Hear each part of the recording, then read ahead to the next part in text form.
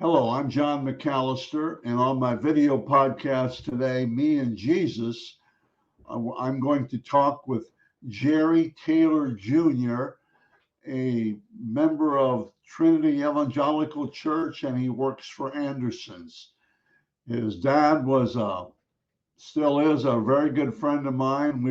Grew up together in high school and were close friends. And my goodness, his son didn't fall too far from the tree, okay, because he is a tremendous young man, a young man at 51, I think. So he's going to talk about some of his thoughts on Jesus in his life and how it happened and how he uses Jesus now and how he's a strong Christian. I'm so proud of him. He's such a class act, and we need those guys in society today, every place. So if you sit back and watch my video podcast today, Me and Jesus with Jerry Taylor Jr.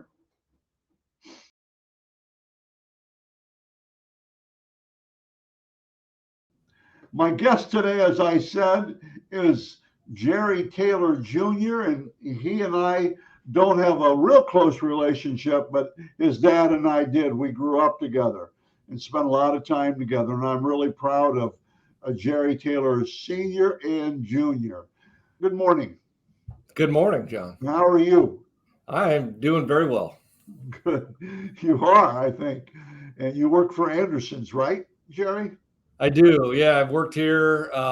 Been at the Andersons about 11 years now. Yep. Well, they've really grown, haven't they? Yeah, we've Really, you know, it's that legacy. You talk about my dad. This was the Andersons bought his business 11 years ago, and I've been fortunate. I've been able to kind of carry that on, and we have been able to grow quite a bit, and it's been a fun ride.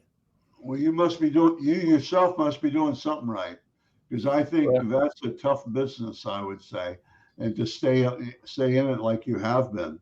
Yeah. Okay, Upper Sandusky, you graduated in what? If you're 51, you're 51, 52? I'm 51. Yeah, graduated in 1990. Okay, from Upper Sandusky, and then you went to be at Baldwin Wallace, right? Correct. You ran track up there. I did. And you ran the 400 and the 800, right? Pretty much the 400, yeah, in college at least. Yeah, I ran the 800 in high school a little bit.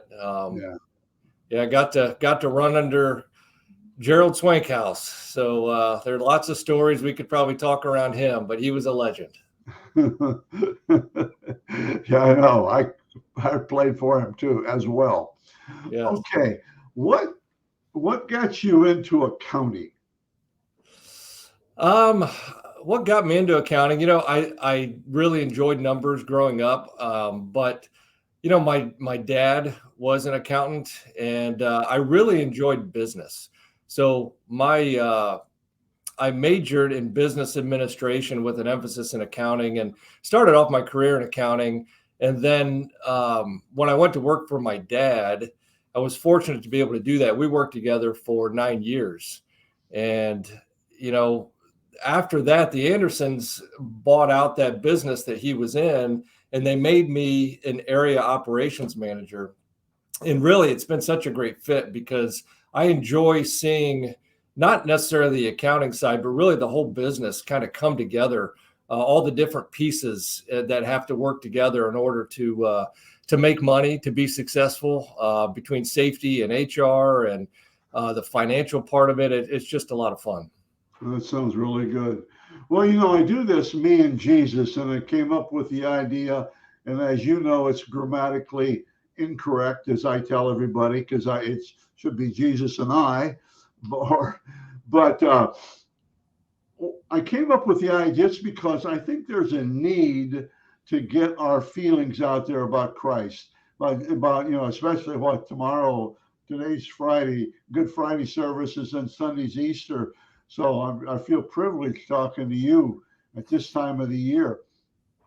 So where did it kind of start, Jerry? With Christ. Where did it kind of start with you? Yeah, great question, and I agree. It's an honor to be here on a Good Friday to talk about this and really, hopefully honor him. Um, I guess going back a little bit, taking a step back before, I did not grow up in a church. My parents were awesome. I grew up in a very loving, supportive home. My mom and dad were there at supported me in all that I did growing up, and my sisters included. So the family was there, the family unit was there, relationships. Um, I had something in the back of my mind that always seemed to be there about God. And I actually requested to go to church when I was in high school, and my mom took me. I went to Trinity Evangelical Church here in town, at the old Trinity, in downtown Upper, and we went about 3 times, and it just didn't hold on. But I had some seeds planted during those times, and one of those is an old coach who John Reed. I had the pleasure of playing for him football, and he actually coached me basketball one year too. But he was there for my freshman and sophomore years here at Upper, and he really had a lot of influence, planted a lot of seeds in my life. I knew he was a man of faith. I respected a lot of what he did, how he carried himself, and just the things that he talked about. So those are some seeds planted. Fast forward to I lived in Cincinnati, got married in it was 1996, and my wife Lene said, I read about this article of a new startup church. Why don't we go? And I said, sure, I'll go. I was always open to the idea. We just had never done it. And so we started going to this church, and really what drew me in was not necessarily the Sunday services, which were pretty awesome, but it was when I joined a small group. And that's where, I met other people who had an active faith, like-minded, about the same ages, but there was definitely different maturity levels in where they were. And it was through that small group, I'd say, where I found that relationship of Jesus. And it just started during those times when we would meet. We met weekly, and that's where I really see the value of small groups in my life, and being able to just consistently be able to walk with other people, to be able to get into the Bible, learn about what it says, and really further that relationship. And so that's really where it all started. It's really good. And then how have you used that? And by the way, John Reed was a tremendous guy. Yeah. Tremendous football coach, coached a different way, and a lot of people couldn't handle that. But he was a tremendous coach and won. How do you argue with state championships? I mean, come on. But anyway, and he was an influence on me as well. We would sit. I'm going to get off here a minute. We would sit at football clinics, not Ohio State clinic mainly, and have lunch together and sit and talk about, faith and things like that. And I was more of a fish hook guy at the time. I was on the hook, but not taken. And then John and I would talk about things like that, and his faith was amazing. Mm-hmm. And he always had the look, and I always remember those things about him. And I got to know him really well. We went to school together. Of course, he was a senior. I think we were freshmen. Mm-hmm. But I got to know him really well through coaching and through the years. And tremendous guy. Yes. Okay. When do you came to Upper Sandusky and you're married and great family? Well, how do you use that with your family? How do you use your me and Jesus with your family? That's a good question. My wife and I, we have 5 kids. Currently, their ages are, oldest is 20 and the youngest is 11. So we have 2 in college, 3 still at home. And a lot of that started, John, when my oldest was finishing 3rd grade. One of the things that sticks out is we lived in town. They were going to South School, just great school. We had a very good experience with it, in that even some of the teachers went to church with us. So we knew they were in good hands there. They were getting a good education. It was a good environment. But my wife and I were in a small group and just asking God, what he wanted from us. And what we felt was he was leading us to homeschool. And we knew that was a big leap of faith to be able to do that because my wife is very smart. She's very educated. She has her master's degree. She's a lot smarter than I am. And so we did decide to homeschool. It was a very big step. We said we'd do it with the kids through 8th grade. And then we would look at high school. Well, what it turned out to is we ended up homeschooling them all the way through. And, we're fortunate. We do have 2 in college now, and we've seen the fruit of that. But it wasn't, the reason we homeschool wasn't so much that we thought we could teach our kids better. The subjects, English, math, science, it wasn't those subjects. It was, we wanted to prepare them for life. We wanted, the Bible says, teach a child in the way they should go, and when they're old, they won't depart from that. Well, we wanted to do our best to teach them in the way that they should go. And so we've been fortunate enough to be able to homeschool our kids since then. We still do. My wife stays home and homeschools them full time. And it's been a fantastic experience for us. Well, a couple of notes there real quickly. Your daughters are going out to Indiana Wesleyan? My oldest is Indiana Wesleyan. My second daughter is at University of Findlay. And she's into equestrian or horses and things, right? Correct. Okay. Yes. What a neat experience is. And your oldest daughter, here's what I would tell you about her. Good Christian, okay? But I watched her run track, and she's a competitor as well. She loves to compete, I think. Yes. She has that look. I watched her run. I'm an old track coach, and I watched her run out at Upper Sandusky once out at the track in a race. And boy, she's got her eyes lit up and focused and all that stuff. And I think she got that from both her parents, maybe. Yeah. Because she's got that competitive drive and is able to tie it in with Christian values, yes. which I think is so important to be able to do that, both like that. Yes. Well, this is such a good interview. Okay. Let's talk about one more thing from my point, and then I'll open the mic to you last. But what kind of energy does God put in, was Christ or God put into you? What kind of energy does he give you, Jerry?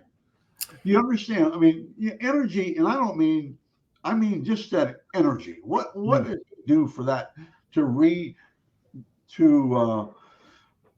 what's the word? Energize yourself. Yeah. Well, it's a great question. I would say it is knowing that I have purpose every day I wake up. That's I think what faith does for us. It gives us great purpose.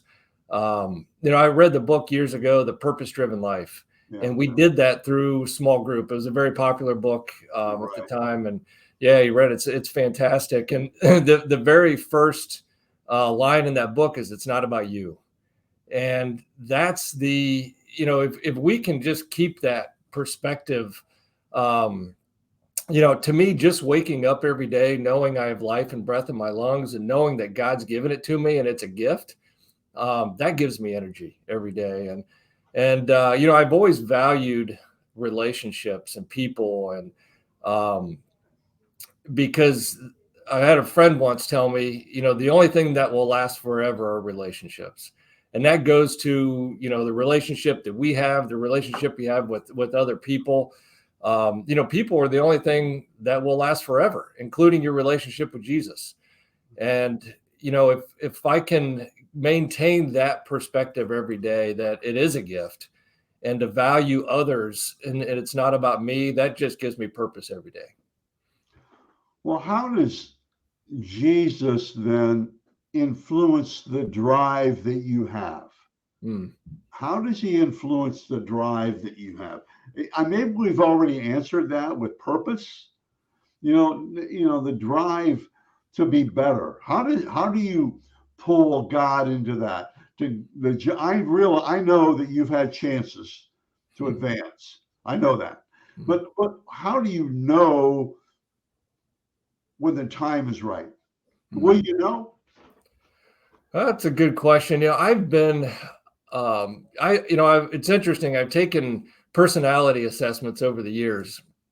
And one of the things that I've realized through that is I do make decisions um, kind of subjectively, meaning I do them based on feel. And at least a lot of big decisions in my life I do. And I think that stems from I trust God to lead me and guide me. I'm looking for that open door. And when I have that open door and feel like it's time to walk through it, that's what he's leading me to. I'll do that. I've had other opportunities here at work to be able to take on more responsibility, and I've turned it down, or I've not pursued those things because I want to be there for my family. I want to be there to be able to go to the track meets, to the basketball games, to the soccer games, and all those things. So yeah, that's that is what I've realized through over the years is just, I do trust God to look for those open doors, and I try to plan my way, but I look for him to guide my steps. That's really good. I've been through there with coaching jobs and things like that and decisions you have. Now let's go back to one more thing you talked about. I was a head football coach, coached 1 year small college, and so you spent a lot of time. Of course, the kids weren't. I don't even know if the kids were born then. I think Christy was. But I always said, Jerry, and I want you to comment on this, it's quality time versus quantity time with your family. What does that mean to you? Quality time versus quantity time. Yeah. Well, you know what I mean? Yeah, I do. And, it is a lot of quality time, especially as a father, because we work, we should be working. That's what we're called to do. So you don't get maybe a lot of significant time with your family, with your kids. And, you could have evenings and some weekends and things like that. But spending that quality time. So when I'm with them, ensure that I'm investing in them, that I'm present. One of the things just in valuing people that I make sure I do when people come in my office, to ask me questions, I stop what I'm doing. I look at them in the eyes and say, and engage with them and know that they've got my full attention to be a good listener. And I try to do the same thing with my kids. Not only that, but then, teaching them as I go along the way, as we go to practice, as we go on vacation, as we're together, trying to make sure that I really value that time and look for opportunities to teach along the way. Is I think a lot of that quality time. Super. Well, we're going to finish here, and it's great. But I want to tell you two things. I remember you first when you were a little quarterback, came out to my house and threw the football around, and you did a great job. I wish I could coach you at quarterback back then. The other thing that you, and kind of end on this, although my part is the other day in church, you taught me a lesson. Okay, you don't even know it. You taught me a lesson. I was talking to your son about some coaching techniques, things like that. And, he's a great kid, by the way, at least what I see. And I think I'm a coach still. But I was talking to him about that. And your last words were, well, we'll do what the coach says. You don't remember that, but it's a great comment. You said, well, you'll listen to you'll do what the coach says. You got to do what the coach says. And I thought, I'm walking out of church going, man, he just slapped me in the face, and I didn't realize. I realize it now, figuratively, obviously. Yeah. But I said, you just said something and caught my attention. So that's huge. Yeah. Okay, let's end today. I really appreciate it. What do you want people to say about you behind your back? When you go to church, when you're in the when you're working, what do you want people to say about Jerry Taylor Jr. behind their back? Yeah, I would say what I think of is, a man of integrity, basically doing, he does what he says, and also caring about people. I know that everyone is valuable. I do my best to show that. And I guess those are two things that I would hope people would say. Jerry Taylor Jr., thank you very, very much for being on Me and Jesus. Well, Appreciate it. thank you for having me, John. It's been my pleasure. Thank you.